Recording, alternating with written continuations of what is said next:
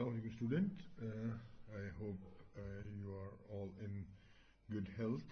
Well, today we are going to study two processes, meiosis and interkinesis, right? And well, before the start, I would like to share a verse by Quran.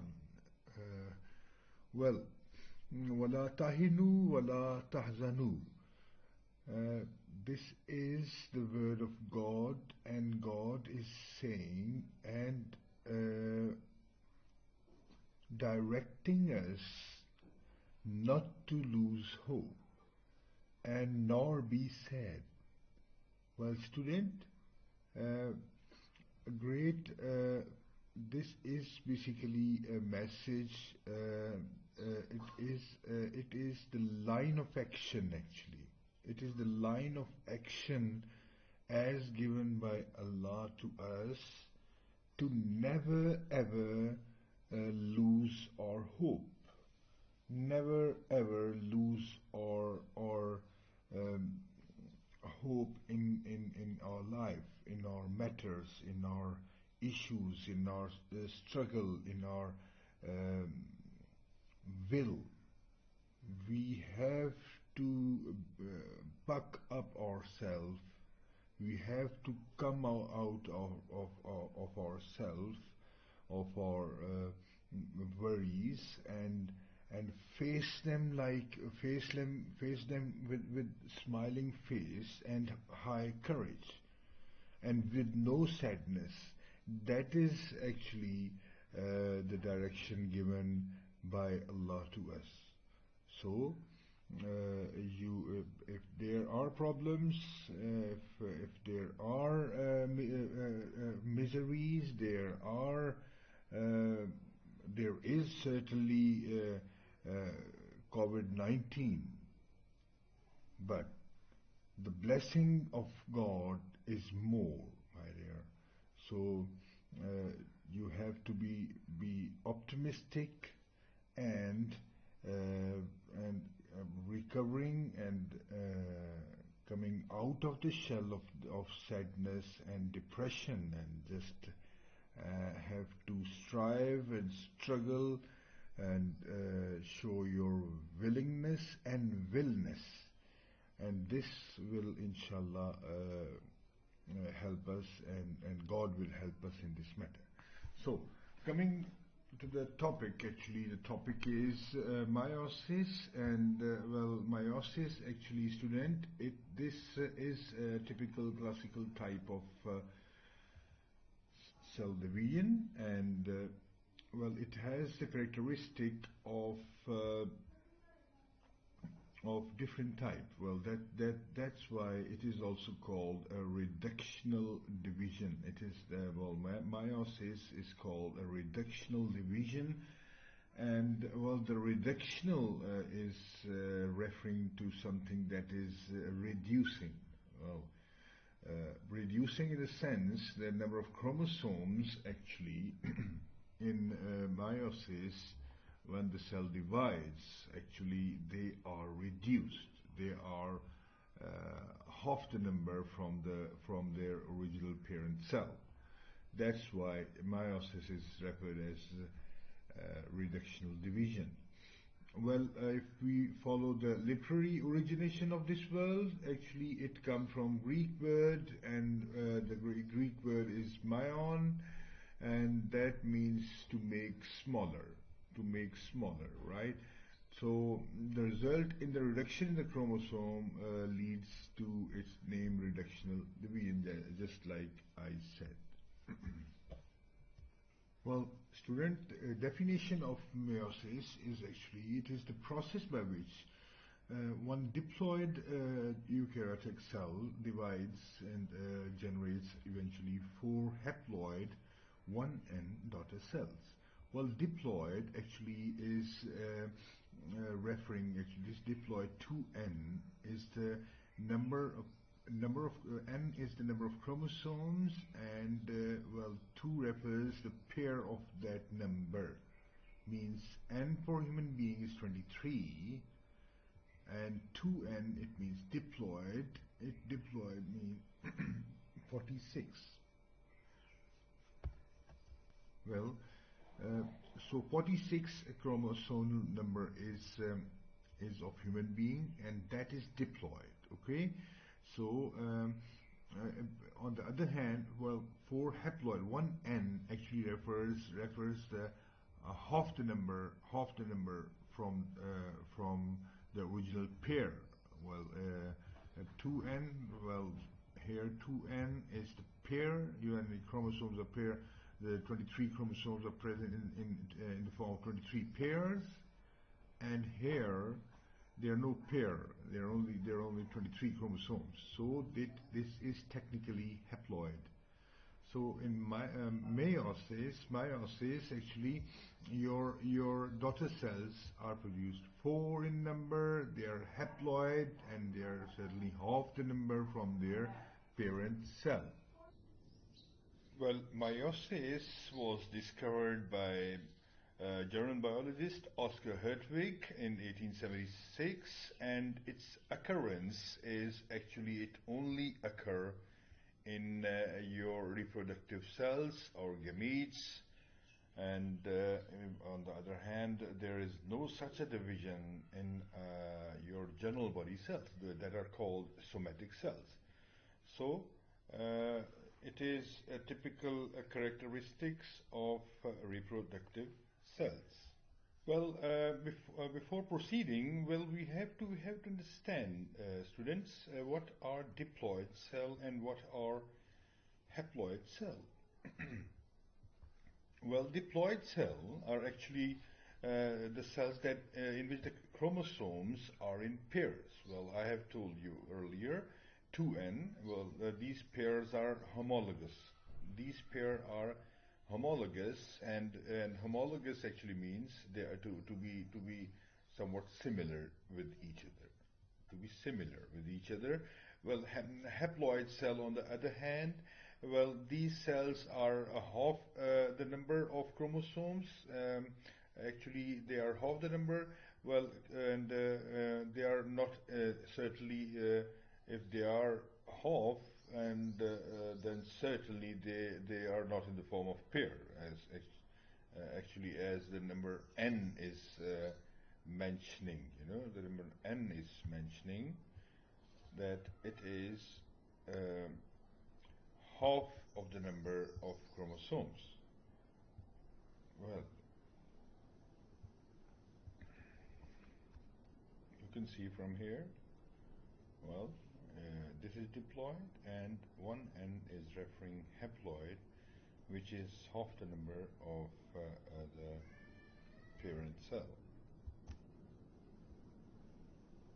Well, student, you can see from here, well, this is a diagrammatic representation of the chromosomes, haploid as well as diploid, you know. So, well, starting from, we will start from diploid first. You can see, well, these are the chromosomes. Well, these it is a figurative representation of chromosomes. These are in pairs. You can see their dynamics. They're approximately same in design, in size, and even in the genes that are responsible for particular type of traits or characters. So, and well, this is also a diploid cell, you know, and it's a diploid chromosome, sorry, and it's chromosomes that are in pair, and you can see they are homologous in nature. They are purely homologous and technically same, you know. On the other hand, this is the third pair of homologous chromosome, and having same dynamics and same feature in size, and it will contain the genes of the same type of character with different variant variation. So these are the three pairs of homologous chromosomes. On the other hand, you can see this is the representation of one copy of each chromosome. One copy of this one, well, one copy of this one, and one copy of this one. Well, this is one single chromosome. It is not paired. It is not homologous. So these are non-homologous chromosomes, and that's why they are called haploid N. Well, your meiosis starts from your preparatory stage. Well, in preparatory steps, it is totally identical with the mitosis. It passes from the phase that is interphase, that is consisting of G1, gap1 phase, well, S phase, your synthesis phase, and certainly G2 phase. So it is totally similar in preparation, but then as it proceeds, it will be variant. Steps of meiosis, it basically is consisted of two stages or steps, meiosis 1 and meiosis 2. Well, in meiosis 1, homologous chromosome in a diploid cell separate and two haploid daughter cells are produced. Well, actually this is the step actually which reduce the number of chromosomes, and well, two haploid daughter cells are produced. Well, the steps of meiosis 1 are karyokinesis and cytokinesis. Well, karyokinesis is divided into, again, four steps, and well, the first one is the prophase 1, then metaphase 1, anaphase 1, and telophase 1. Well, students, starting from the first step, well, that's prophase 1. Well, this prophase 1 actually is the longest phase of meiosis 1, and certainly as it is longest, it is more complex, more complicated, and more important in the sense that it gives the ground to the events that will follow. Well, the first most important step, the first most important process that occurs in this prophase 1 is actually the condensation of your chromatin. Well, chromatin, as you know, are basically loosened thread-like structures of your genetic material and rather chromosomes. Well, this chromatin actually starts condensing and converting and attaining a more refined, more compact structure, that is of chromosomes. Second thing, student, is synapses. Well, synapses actually is also an important aspect, and in it actually the chromosome of the condensation actually they become line up in pairs, and this lining up in pairs is synapses actually, in which each pair of homologous chromosome is bivalent. Well, there are certainly two chromosomes paired up with each other. That's why they are called bivalent, and as they are duplicated, they were duplicated in S phase, your synthesis phase in interphase. Well, certainly they consist of four chromatids. Four chromatids. Well, two sister chromatids of one chromosome and two sister chromatids of one chromosome. Totally making four. Well, that's why they're called tetrad. Tetra means four. Well, they make a tetrad structure with four chromatids of two chromosomes. That is two sister chromatids from one and two sister chromatids from the other. That makes a tetrad. Well, then comes your chiasmata. Well, in chiasmata actually, they join each other. at certain points. There are certain points in along the lengths, and they attached with each other. They join with each other at certain points, and those are called chiasmata. And after that, eventually the crossing over happens. Well, crossing over is actually the exchange of genetic material. Actually, it is the exchange of genetic material, but this exchange is, my dear student, among the non-sister chromatids. Well, the non-sister chromatids of the homologous chromosomes that are in pair. Um, it is never ever will you should make in mind that the sister chromatids are the chromatids that are of the same chromosome exchange their material. No, it is not as such. The exchange actually is between the chromatids of one chromosome of the pair with the chromatids of the other chromosome of the pair. So that is crossing over. Well, students, the benefits of crossing over actually is actually it reshuffle actually it reshuffle the genetic information. Well, while reshuffling and retranslocating and retransferring the genetic material from one non-sister to the other non-sister chromatids, actually what happens, a new combination of genetic information is done. And this basically helps in variation. So a very important benefit of crossing over occurs in prophase 1. Well, other steps are certainly each pair of homologous chromosome remains as bivalent, yes, of course, and well, condensation of chromosomes, your nuclear disintegration, your movement of the centrioles, duplication of the centrioles, and movement towards the opposite poles, and spindle fibers formation. These are the steps that are as same as of mitosis. Well, spindle fibers are of two types technically. One are the kinetochore spindle fibers, and other are the non-kinetochore spindle fibers.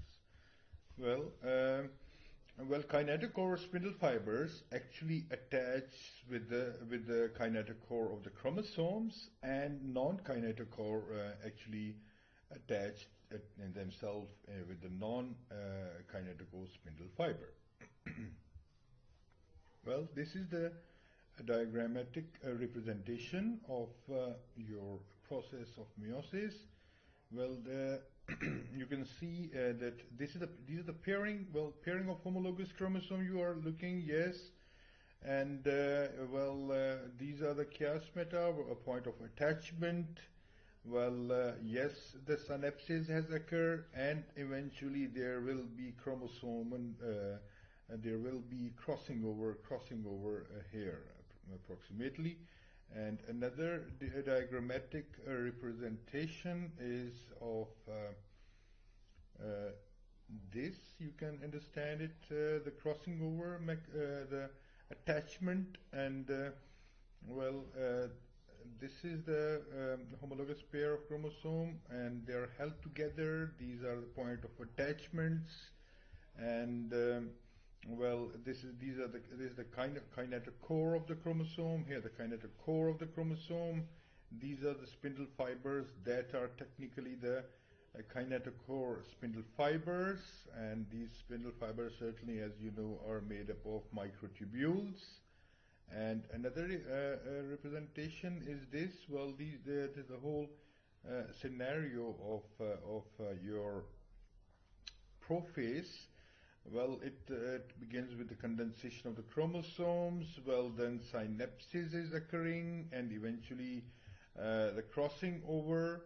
At the end, you can see the exchange of genetic material is done during the crossing over. So this is how actually your the process of prophase proceeds, and look at that, look at this. This is the deterioration, disintegration of your nuclear envelope. Yes, and this is how your prophase proceeds. And now comes the second, the next phase is the metaphase. Well, metaphase 1 is actually, meta actually it is referring to the arrangement of your pairs of homologous chromosomes on a metaplate. So metaphase, arrangement on metaplate or equatorial plate. It's also called as equatorial plate. You can see from here, well, arrangement of meiosis is different from that of the mitosis. Well, they are arranged in paired homologous paired structure here, homologous paired structure here, and these are the spindle fibers, and this actually is the equatorial plate. It is also called as well as metaphase plate. Well, another representation of your metaphase plate arrangement, well, you can see here, well, these are two possibilities of arrangement. Well, you can see this it is arranged in pairs, yes, and on the metaphase plate. Well, the other thing is the type of arrangement. Well, the type of arrangement is independent. It's independent. You are looking at the possibility 1 and possibility 2. Well, and this process it may arrange like this, right? It may arrange in a pattern, blue with blue and red with red, just for your information. And similarly, the second possibility is, well, the blue one along with the red one, and eventually it will give this combination in the cells, in the gametes. And on the other hand, if you see the possibility number 1, well, the gametes will be containing these type of chromosomes. So this actually is independent assortment, and you will study in the next level. And actually it helps in the variations. It helps in the variation as well as the similarity, as well as the similarity. Well, this possibility is referring the similarity of the offsprings of the gametes with the parent cell, and this probability is actually referring more and more towards the variation. So it is a very important aspect of metaphase, that is the arrangement on the metaphase plate is independent, and it might be this possibility, it might be this possibility, there are also other possibilities as well. Well, the next thing is basically your anaphase one. Well, in the anaphase 1, actually the spindle fibers shorten, the chiasma break up, and the chromosomes are pulled towards their poles. The chromosomes are pulled towards their respective poles, opposite poles. One can say this here and this here. One chromosome is pulled toward one pole, so 2 haploid sets. Well, here 2 haploid sets eventually are formed, and each chromosome still containing a pair of sister chromatids. So here actually the reduction actually occur, and haploid sets are formed. Well, then is the telophase. In the telophase is actually the reversal of prophase. It is the reversal. The chromosomes arrive in the poles. Each pole has have the half number of chromosomes, and but still consisting of your sister chromatids, and eventually all the steps that were done in the prophase actually are reversed, and your cell membrane and nuclear membrane develops, decondensation of the your chromosomes begins, your centrioles come to the closer to the nuclear envelope, and eventually cytokinesis occur, and your cells are disintegrated with the so two cells are obtained with haploid number of chromosomes. Another representation of telophase, you can see cleavage formation where nucleus is forming here, and nuclear envelope is gradually forming here, and decondensation of chromosome has occurred. At the next is their interkinesis. Interkinesis is the period of rest after meiosis, a preparatory stage. It is different from interphase, but due to the fact that there is no S phase, there is no duplication of DNA, and that's the major difference in interphase. Well, this is the whole the diagrammatic representation, and starting from interphase, prophase 1, metaphase. Well, in the prophase 1 you can see the pairing up, then the metaphase arrangement, anaphase separation. While in the telophase you can see the two cells with haploid number of cells, and this then goes on, and the second phase is done in meiosis 2, and it is similar to the mitosis, and eventually the cells are obtained 4 in numbers. Well, students, I hope you might have developed a concept of meiosis, and now your home task is to write the difference between mitosis and meiosis, and to draw the diagram differentiating the process of mitosis and meiosis. Well, that's all from now, and wishing you best of health. Stay home and stay safe.